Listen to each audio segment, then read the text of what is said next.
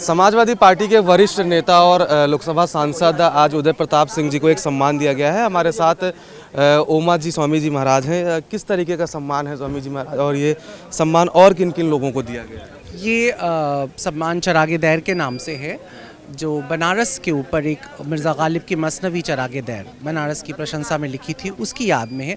ये ऐसे लोगों को दिया जाता है जो साहित्य कला के क्षेत्र में संसार में जिन्होंने प्रेम का प्रसार किया है, जिसमें लता मंगेशकर, गिरजा देवी, उषा मंगेशकर, हृदयनाथ मंगेशकर, फारूक शेख, ज्योतिन भट्टाचार्य, पुष्पा भारती, पद्मा, इस तरह के बड़े नाम जो देश के कुछ हैं उन्हीं को दिया गया है। उसी श्रृंखला में आज उदय प्रताप सिंह जी को उनके साहित्यिक कृतित्व और सामाजिक कार्यों के लिए ये चिरागे दैर सम्मान दिया गया है। आपने अपने वक्तव्य में बताया था कि समाजवादी पार्टी के मुखिया से आपने आग्रह किया और कम समय में उन्होंने ऐसा जो है आयोजन करके आपको दिया। क्या कहना चाहेंगी अखिलेश यादव के लिए? दरअसल कार्यक्रम वाराणसी में होता है हर साल, लेकिन उदय जी 93 साल के हैं और सर्दी का मौसम, और फरवरी में हमें मतलब आज के दिन ही करना होता है 15 फरवरी को, तो उनकी तबीयत उतनी नहीं थी।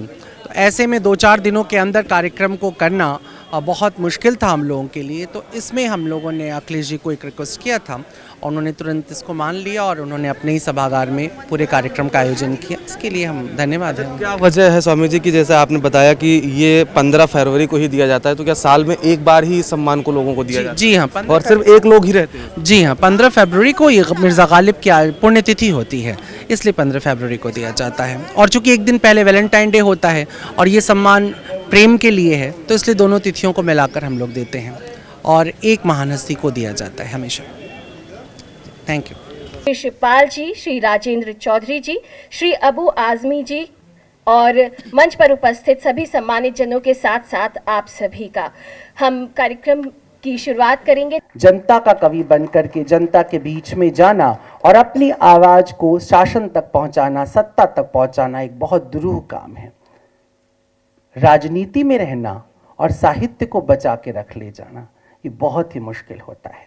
मगर उदय प्रताप जी का कमाल ये है कि वो कवि भी पूरे हैं, राजनीति में भी पूरे हैं, एक मनुष्य के तौर भी पूरे हैं। उन्होंने कहीं भी अपने जीवन में अधूरापन नहीं छोड़ा है। ये कमाल की बात है। मैं उदय जी की 2 लाइनें ज़रूर अभी पहले पढ़ना चाहूँगा, आप समझें कि उदय प्रताप सिंह किस व्यक्तित्व का नाम है और वो किस तरह से समय और अपने आसपास के परिवेश से जुड़े रहते हैं। कौन बुरा है, कौन भला है, तुम तय करने वाले कौन? कौन बुरा है, कौन भला है, तुम तय करने वाले कौन? देश को किसने अधिक छला है, तुम तय करने वाले कौन? हम क्या खाएं, हम क्या पहने, किसको पूजें, किस विधि से? ये अपने मन का मसला है, तुम तय करने वाले कौन?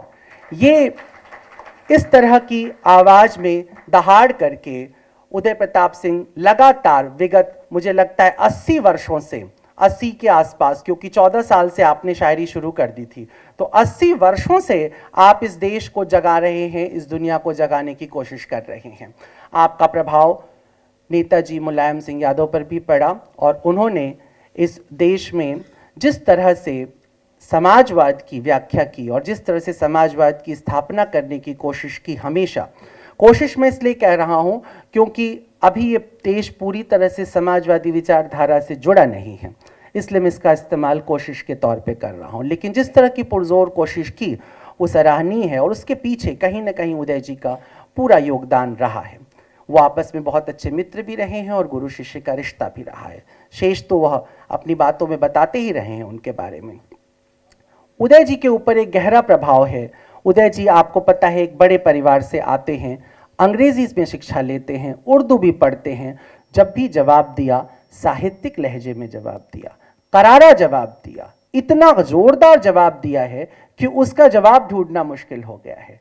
लेकिन मजाल क्या कि उदय जी कभी भी अपने अदब से जरा सा भी नीचे उतर जाएं, वो बेअदब नहीं हुए। उदय जी की दूसरी विशिष्टता ये भी आप सबको जाननी चाहिए और अपने अंदर उतारनी चाहिए कि उदय जी ने हमेशा विषय का चिंतन किया है, व्यक्ति का नहीं। ओछी राजनीति व्यक्तियों पर बात करती है, व्यक्ति का समर्थन करती है, व्यक्ति का विरोध करती है। जो सामान्य दर्जे की राजनीति होती है वो व्यवस्था के साथ होती है, या तो व्यवस्था के समर्थन में होती है या व्यवस्था के विरोध में होती है। लेकिन जो श्रेष्ठ राजनीति होती है वो अपने सिद्धांत के समर्थन में होती है और